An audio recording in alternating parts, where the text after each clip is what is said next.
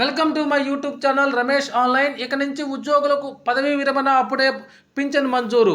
ప్రయాస్ కార్యక్రమం కింద పీపీఓలో జారీ. ఆ వివరాలు ఏంటో ఒకసారి ఈ వీడియోలో చూసేద్దాం.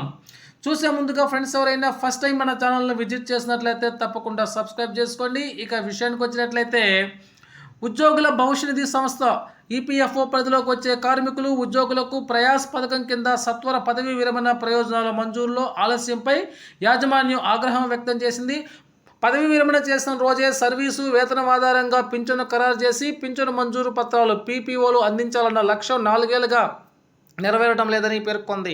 క్షేత్రస్థాయిలో నిర్లక్ష్యంతో ప్రాంతీయ జోనల్ కార్యాలయాలు ప్రయాస్ లక్ష్య సాధనకు దూరంగా ఉన్నాయని తెలిపింది. ఈపీఎఫ్ఓలో డిజిటలీకరణలో భాగంగా ఉద్యోగుల పింఛను పథకంలో అర్హులైన వారికి పదవి విరమణ రోజున పీపీఓలు మంజూరు చేయాలని ఈపీఎఫ్ఓ 2020లో ప్రయాస్ పథకాన్ని తీసుకొచ్చింది. ఈ పథకం అమల్లోకి వచ్చేటప్పటికి ఈ క్లెయిమ్ల పరిష్కారంలో నిర్లక్ష్యము, సరైన వివరాలు అందించలేదు అన్న కారణాలతో పీపీఓలు మంజూరు చేయలేదు.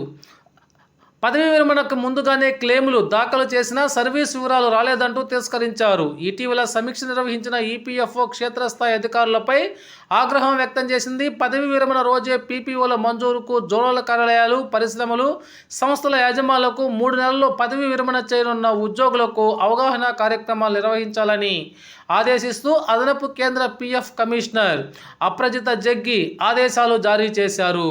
ఓకే ఫ్రెండ్స్, ఇది సమాచారం. మీకు నచ్చినట్లయితే ఒక లైక్ చేయండి. Thank you for watching my videos.